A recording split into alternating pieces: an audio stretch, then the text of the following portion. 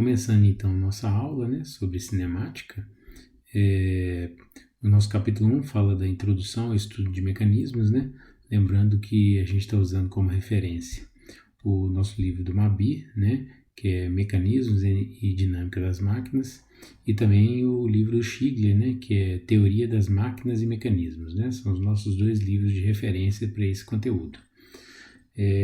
Então, a primeira coisa que a gente vai começar a falar, né, falando sobre a introdução ao estudo de mecanismos, né, a gente definir alguns conceitos, né, teóricos importantes, né, para a gente conseguir começar a analisar uma cadeia cinemática, né, e conseguir calcular, por exemplo, a mobilidade de uma cadeia cinemática, né.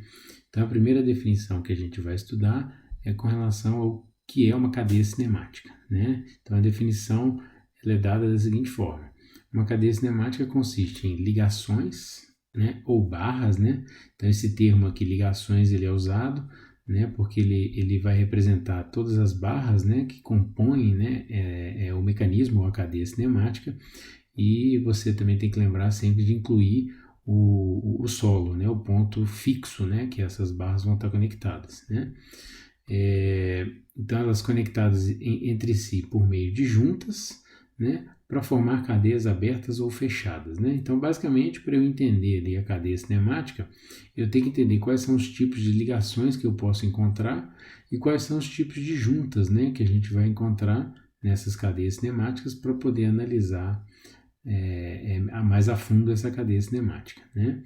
E aí o fato de eu chamar a cadeia de aberta, fechada, né, ou pode ser também parcialmente aberta, basta eu analisar os pontos de fixação que essa cadeia tem, né? Então essas duas cadeias que eu coloquei aqui para a gente usar como exemplo, né, eu posso observar que em ambos os lados eu tenho um ponto de fixação ao solo, né? Então nessa cadeia cinemática eu consigo dar um loop nela, né, uma volta completa nela, nessa daqui também. Então seriam cadeias consideradas fechadas, né? Se eu pegar nessa cadeia aqui da direita e retirar uma dessas fixações aqui com o solo, eu vou ter uma cadeia aberta, né? Então isso aqui ficaria semelhante ali a um braço de robô, né? E obviamente que uma cadeia aberta ela vai ter uma mobilidade maior do que uma cadeia fechada, né? Nós vamos discutir isso mais para frente. Então, aqui nós estamos vendo a representação de um diagrama, né, de duas cadeias cinemáticas, onde essa linha está representando uma barra e esse ponto, né, esses pontos que estão sendo representados aqui representam pinos, né, ou rótulas, né, seriam juntas rotacionais. Então, a primeira coisa que a gente vai analisar é o seguinte: com relação à quantidade de ligações que eu tenho na cadeia cinemática. Então, essa primeira aqui, se eu for contar quantas ligações eu tenho, eu posso ver que eu tenho duas barras, né, que estão conectadas entre si por pinos, né, e eu tenho também o solo, né. Então, na hora que eu for contar a quantidade de ligações, eu vou contar o solo, número 1, essa barra, por exemplo, seria número 2, e essa barra, número 3.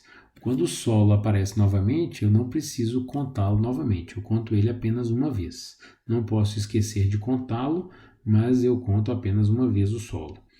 Então aqui nessa cadeia cinemática eu teria 3 ligações, né? Já nessa cadeia do lado direito, se eu for contar, eu vou ter o solo número 1, essa barra número 2, barra número 3, barra número 4 e novamente o solo. Então aqui eu teria 4 ligações. Avaliando agora com relação ao movimento, né, a mobilidade da cadeia cinemática, se eu observar essa cadeia cinemática aqui da esquerda, a primeira pergunta que eu vou fazer para vocês pensarem é o seguinte: essa cadeia tem movimento ou não tem movimento? Se eu observar, se eu peguei duas barras conectadas entre si por um pino e conectei a outra extremidade dessas barras ao solo. Então, fazendo isso, eu travei, né, essas barras, elas não são capazes de se movimentar, né? Do outro lado, eu vou ter uma barra a mais, eu vou ter uma barra intermediária, né, uma barra que faz a ligação entre a barra de entrada e a barra de saída. E aqui, se eu tentar movimentar uma dessas barras, eu vou conseguir movimentar, né? Porque a barra intermediária vai transmitir o movimento, né, de uma barra para outra, né? Então essa cadeia cinemática ali, ela recebe um nome, né? É um mecanismo chamado mecanismo de 4 barras, tá? digamos, dos mecanismos articulados que a gente vai estudar, é um dos mais simples, né? E, digamos, o primeiro que a gente começa a estudar quando a gente está estudando mecanismos articulados, né? Então, a primeira classificação que a gente faz é a seguinte: do lado esquerdo eu tenho uma cadeia cinemática sem movimento e do lado direito eu tenho uma cadeia cinemática com movimento. Então, a classificação que o livro coloca é a seguinte: uma cadeia cinemática sem movimento ela vai ser classificada como sendo uma estrutura. Já uma cadeia cinemática com mobilidade, com movimento, ela é classificada como um mecanismo, né? E aí, né, a definição que nós temos no livro, né? Então, o que são estruturas, né? Ele vai classificar a estrutura como sendo cadeias cinemáticas compostas por elementos rígidos ou resistentes, né? Considerando que a gente vai analisar todas as barras como sendo corpos rígidos, né? Ou seja, corpos que não vão sofrer deformação, e sem mobilidade, né? Isso seria uma estrutura. Já os mecanismos são cadeias cinemáticas compostas por elementos também rígidos ou resistentes, em que pelo menos dois elementos podem se mover, né? Ou seja, com mobilidade. E uma definição também importante que o livro coloca, né? A definição de máquinas, né? E aí, a princípio você pode pensar, mas qual seria a diferença da definição de um mecanismo para uma máquina? A máquina nada mais é do que um mecanismo, né? Ou um conjunto de mecanismos que vão receber uma certa função, né? Ou seja, usados para transmitir força e realizar trabalho, né? Então, um mecanismo com uma aplicação, digamos assim, ele vira uma máquina, né? E aí, continuando a definição desses termos, né, que são importantes para a gente, né, esses termos teóricos, né, vem um termo muito importante que é o grau de liberdade. É muito comum encontrar a abreviação desse termo nos livros em português, né, as letras mesmo iniciais das palavras, né, GDL, de grau de liberdade, ou o termo em inglês, né, que é Degrees of Freedom, né, é a tradução no pé da letra, que é o DOF. Então é muito comum encontrar essas duas abreviações, né. Então, a definição do que é um grau de liberdade é essa daqui, ó. É o número de parâmetros independentes que são necessários para se definir a posição de um corpo no espaço em um determinado instante de tempo, tá? Então, na hora que eu estou analisando, por exemplo, qual que é o número de liberdades que eu tenho numa junta, eu vou avaliar quantos movimentos independentes eu consigo ter naquela junta. Quando eu avalio o número de graus de liberdade de um mecanismo, né, de uma cadeia cinemática completa, eu vou analisar quantos ciclos distintos daquele mecanismo é capaz de fazer, né, para analisar a mobilidade ou o número de graus de liberdade que o mecanismo tem, né. Então nós vamos discutir isso mais para frente, assim que a gente conseguir definir todos os termos, né, teóricos. Então, uma coisa importante para a gente pensar é o seguinte: no plano bidimensional, né, quantos graus de liberdade eu consigo ter com um corpo? Então, se eu pegar um corpo no plano bidimensional, no plano XY, eu posso transladar ele em X, eu posso transladar ele em Y e eu posso rotacionar ele no eixo que corta o plano XY, que seria o eixo Z. Então, se eu rotacionar no eixo Z, eu ainda estou no plano XY. Então, eu teria 2 graus de liberdade de translação e 1 grau de liberdade de rotação, né? Isso no plano bidimensional. No espaço tridimensional, né, como é que ficaria? Eu teria 6 graus de liberdade, né? Porque eu poderia ter translação em X, em Y e em Z. E eu também poderia ter rotação em X, no eixo X, ou no eixo Y, ou no eixo Z. Então, eu teria 3 graus de liberdade de translação e 3 graus de liberdade de rotação no meu corpo, né? Lembrando que aqui, na introdução e início de mecanismos, nós vamos trabalhar principalmente com mecanismos planares, né? Mecanismos com 2 graus de liberdade, né? Não necessariamente 2 graus de liberdade, mas mecanismos que se movimentam no plano XY, né?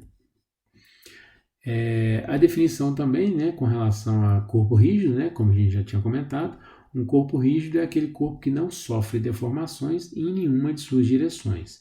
Então, se eu pegar uma cadeia cinemática qualquer, se a gente estiver resolvendo um problema onde o enunciado do problema me fala que o comprimento de uma barra vale 100 milímetros, essa barra não vai variar o seu comprimento, né, ao longo do movimento, ou seja, ela é um corpo rígido, ela não vai sofrer nenhuma deformação permanente, né? E aí, então, nós vamos agora avaliar os tipos de ligações e os tipos de juntas, né, que nós vamos poder encontrar aqui nas cadeias cinemáticas para a gente poder calcular a mobilidade, né, do mecanismo, que é uma coisa muito importante para a gente. Então, com relação aos tipos de ligações, né, o livro coloca essa figura onde ele vai mostrando tipos de barras, né? Eu fiz uma tabelinha simples aqui só para a gente ir entendendo melhor. Então ele mostra, na letra A seria uma barra binária, né? O que seria uma barra binária? Barra binária seria uma barra que tem 2 pontos para poder se conectar com outras barras. No diagrama é muito comum eu traçar apenas uma linha, colocando um ponto em cada extremidade, representando um possível pino, né? Ou rótula, para poder conectar com outras barras. Na letra B ele mostra a barra ternária, né? O que seria a barra ternária? Uma barra que possui 3 pontos para conectar com outras barras. A barra ternária não necessariamente tem que ter um formato triangular, né? Mas é só uma representação que ele mostra.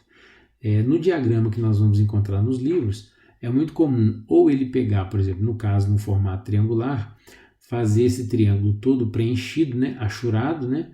Mostrando que aquilo ali é um corpo só, uma barra apenas, ou então, nesse triângulo, ele desenhar os vértices arredondados, né? E às vezes é muito comum ele preencher também aquele vértice, fazendo uma representação muito parecida com uma solda, né? Mostrando que aquilo ali é um corpo só, né?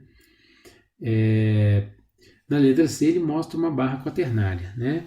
Ou seja, seria uma barra que possui 4 pontos para se conectar com outras barras, né? O diagrama também é muito semelhante ao que nós falamos para a barra ternária, né? E também ele mostra que daí para frente, quanto mais pontos a barra tiver, né, para conectar com outras barras, como seria essa letra D, ela pode ser utilizada e pode alterar a configuração do mecanismo, né, que nós vamos trabalhar com isso mais para frente. Então essas são as possíveis ligações que a gente vai encontrar nos mecanismos aqui do livro, nesses capítulos iniciais, né? E agora com relação aos tipos de juntas, né? Antes da gente falar dos tipos de juntas, o livro fala um pouquinho sobre os tipos de movimento, né, que a gente vai encontrar. Então, com relação aos tipos de movimento, nós temos então a rotação pura, né? Um exemplo clássico seria uma rótula, um pino, né, que permite apenas a rotação. Mas eu posso também ter o caso de uma translação pura, né? Um tipo de junta que vai permitir apenas translação em uma direção, né? Ou eu posso ter também movimentos complexos, né? Onde eu posso misturar mais de uma translação, mais de uma rotação, ou misturar uma rotação com uma translação, né? Como mostrou aqui nesse mecanismo, né? Que ele está girando, né? E também está sofrendo uma translação. E aí, com relação à rotação pura, né? A primeira nomenclatura que nós temos, né? Que o que é uma rotação pura? Todos os pontos do corpo descrevem trajetórias circulares. Aí eu tenho uma translação, uma rotação pura, né? Aqui, se eu fosse representar a velocidade tangencial daquele ponto, né? Eu teria que desenhar um vetor perpendicular ao raio, né? Ou tangente à trajetória, né? Aí seria o vetor velocidade tangencial do ponto, né? Nós vamos precisar de trabalhar com isso mais para frente, né? No capítulo 2 e 3, quando a gente começar a fazer análise de deslocamento, velocidade e aceleração de mecanismos, né? No caso da translação pura, né, a definição seria: todos os pontos do corpo descrevem trajetórias paralelas, né? Podem ser curvas ou retas. Então aqui nessa figura que nós estamos vendo aqui, seria o mecanismo cursor-manivela, né? Então, na hora que essa barra estiver fazendo um movimento de rotação, o cursor, né, vai estar transladando, né? E é uma translação pura. E a trajetória da translação é uma reta, né? Porém, eu posso ter situações onde um corpo está transladando, porém a trajetória da translação não é uma reta, é uma curva, né? E aqui ele mostra, por exemplo, uma barra e ele marca 2 pontos da barra, ponto P1 e ponto P2. E ele mostra que tanto o ponto P1 quanto o ponto P2 descreveram exatamente a mesma trajetória. Na hora que eu pego essa barra e executo a mesma trajetória, tanto no ponto P1 quanto no ponto P2, essa barra em momento algum girou. Ela ficou o tempo inteiro na posição horizontal, né? Então ela sofreu uma translação curvilínea, né? Então é também uma possibilidade de movimento que o livro apresenta, né? E aqui nessa figura ele mostra, né, o caso ali, por exemplo, de duas rodas de uma locomotiva, né? Aqueles modelos de locomotivas mais antigos, né? Onde você não tinha todas as rodas trativas. Então, aqui no caso, você tem essa barra número 3, que ela é presa em pontos, né, semelhantes, né, nas rodas adjacentes, para poder transmitir o torque de uma roda para outra. Então, na hora que as rodas estão girando, essa barra 3 ela vai ficar o tempo inteiro na horizontal, né? Ela vai girando, ela vai transladando, né, e transmitindo o torque, porém ela está sempre na horizontal. É uma translação curvilínea, né? Quando a gente falou do movimento complexo, né? Então é um movimento que pode ser descrito por uma combinação, né? Pode ser, por exemplo, uma rotação e uma translação. Então, um exemplo que o slide está mostrando, eu tenho essa barra, onde eu tenho aqui, né, o ponto P1 e o ponto P2, eu quero tirar essa barra dessa posição, que ela está apoiada, né, numa superfície fixa, e eu quero trazer ela para essa posição. Então aqui eu necessariamente vou precisar ter uma rotação para modificar o ângulo de inclinação dela, e posteriormente eu vou ter que fazer uma translação, né, para ajustar a posição dela. Então, para fazer esse movimento eu preciso de dois movimentos distintos, né?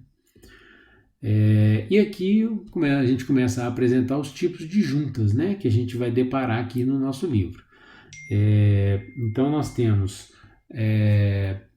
a definição do que é uma junta, né? A junta vai ser um elemento que conecta dois corpos, né, e que permite a transmissão de força ou torque, né? Ela vai funcionar como uma restrição geométrica, né? Então, no caso aqui, né, nessa primeira figura, ele está mostrando uma junta rotacional. Então, eu peguei duas barras, cada barra tem um furo, conectei um pino, fazendo a conexão entre as duas barras, aqui eu tenho uma junta rotacional. A partir do momento que eu fiz essa conexão entre as barras, essa barra só consegue girar uma em relação à outra. Eu não consigo mais transladar uma em relação à outra. Então aqui eu tenho apenas rotação nesse eixo vertical, ou seja, apenas 1 grau de liberdade, né? Essa segunda junta, chamada de junta prismática, o formato, né, do mancal de apoio aqui tem o formato prismático, né, o formato da barra, e ela serve para mostrar, por isso que ela recebe esse nome, né, de junta prismática, e ela está mostrando que nesse caso, nessa conexão, o único movimento que eu consigo fazer entre os dois corpos é de translação, apenas em uma direção, né? Então eu só consigo transladar ela numa direção, só tenho 1 grau de liberdade. Né? Uma variação que eu tenho dela seria a junta cilíndrica, né? Então ao invés de ter um formato prismático, eu tenho uma circunferência, né? Ou seja, eu tenho um cilindro, né, fazendo a conexão com o meu mancal, que vai ter um furo circular, né? Então nesse caso eu posso ver que para esse tipo de junta eu consigo ter dois movimentos distintos, né, independentes, né? Nessa conexão eu consigo fazer um movimento de translação, né, desse eixo em relação a esse mancal, mas também consigo fazer um movimento de rotação, e esses movimentos são independentes, né? Eu consigo só transladar, eu consigo só rotacionar, ou eu consigo fazer as duas coisas ao mesmo tempo, rotacionar e transladar. Então, eu tenho uma junta que permite 2 graus de liberdade, né? Nessa última aqui, está mostrando uma junta esférica, né? Uma junta esférica, né, que já deve ser conhecido, já deve ter visto. É uma junta na qual eu consigo realizar 3 graus de liberdade de rotação. Então, eu consigo girar em relação ao eixo X, consigo girar em relação ao eixo Y e também consigo girar em relação ao eixo Z, né? Eu só não consigo transladar. Se eu tentar transladar qualquer ponto aqui, eu desconecto a minha junta, né? Mas rotação nos 3 eixos eu consigo fazer, né? Então eu teria 3 graus de liberdade, tá? Uma variação dessa junta cilíndrica aqui, que a gente pode citar como exemplo, seria uma junta que é chamada como junta helicoidal. tá? A junta helicoidal, o exemplo clássico dela seria uma rosca, né? E eu coloco uma pergunta para vocês aí, o que vocês acham? Uma junta helicoidal, que seria uma rosca de um parafuso, né? Imagina um parafuso conectando aí, né? Com um furo. Essa junta permitiria 1 ou 2 graus de liberdade, né? Seria uma junta com 1 ou 2 graus de liberdade. O que vocês acham? Bom, uma coisa importante a gente ter em mente é o seguinte: na definição dos graus de liberdade, nós comentamos que seriam movimentos independentes. No caso da junta helicoidal, os movimentos de rotação e translação do parafuso são independentes? Não, né? Então, ou seja, quando eu giro o parafuso, né, obrigatoriamente ele vai transladar. Dependendo do sentido que eu girar, ou ele vai entrar no furo ou ele vai sair do furo, né?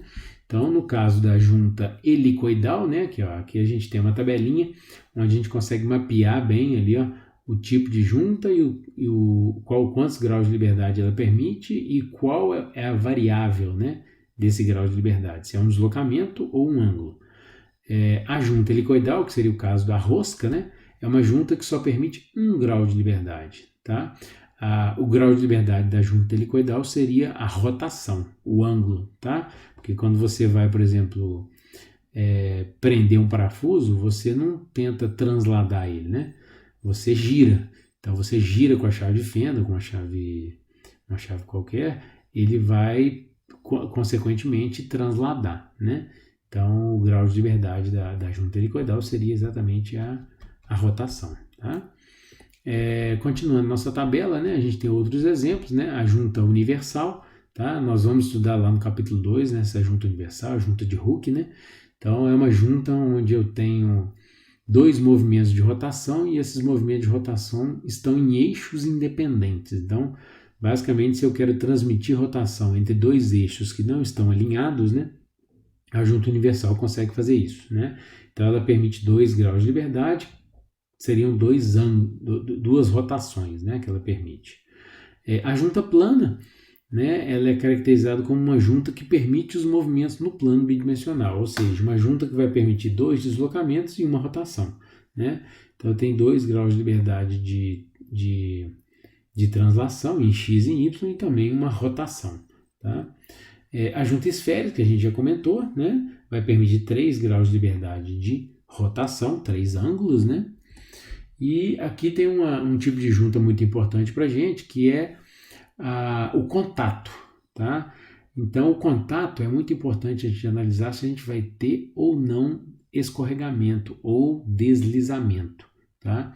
Então, se eu estiver analisando qualquer tipo de junta de contato, onde esse contato acontece sem deslizamento, né, ou sem escorregamento,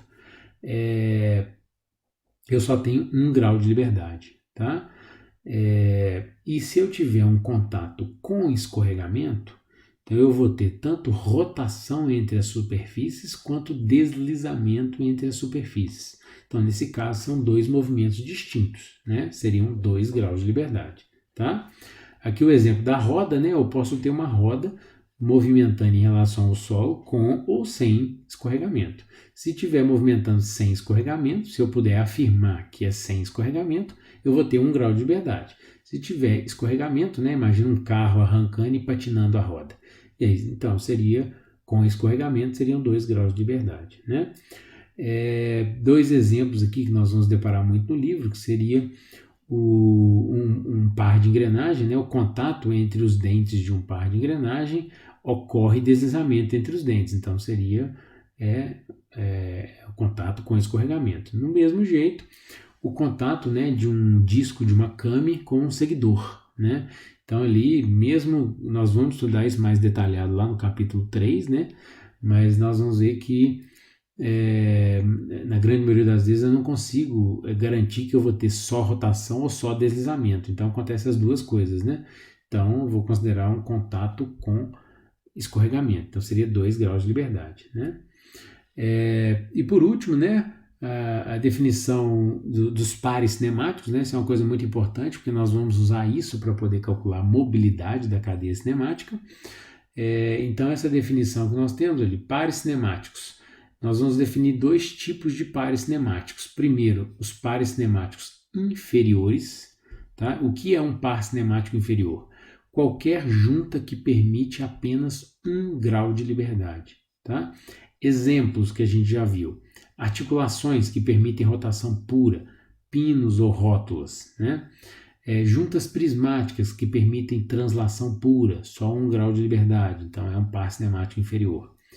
Contato sem deslizamento, que a gente acabou de falar. Então, se eu tiver uma junta de contato sem deslizamento, é classificada como sendo par cinemático inferior. Tá? E o que seriam os pares cinemáticos superiores? Um par cinemático superior, né, é uma junta, né, que está ligando dois elementos, né, por isso que fala par cinemático, que permite 2 ou mais graus de liberdade. Então, não importa se a junta permite 2 graus, permite 3 graus, ela vai ser classificada como um par cinemático superior. Exemplos que a gente já falou, uma junta cilíndrica, né, que vai permitir uma rotação e uma translação. Uma junta esférica, que permite 3 rotações, tá? Também é classificado como par cinemático superior. O contato com deslizamento também são 2 graus de liberdade, par cinemático superior.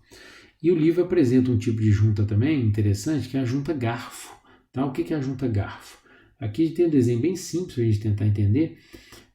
Imagina que isso daqui é uma barra, e ao invés de eu fazer um furo nessa barra, eu vou fazer uma fenda. Né? Também recebe o nome de furo oblongo. Né? E aqui eu tenho uma outra barra com um furo, e eu vou passar um pino. Tá? Veja bem, esse pino, ele não vai permitir que ocorra 2 movimentos distintos na conexão entre essas duas barras.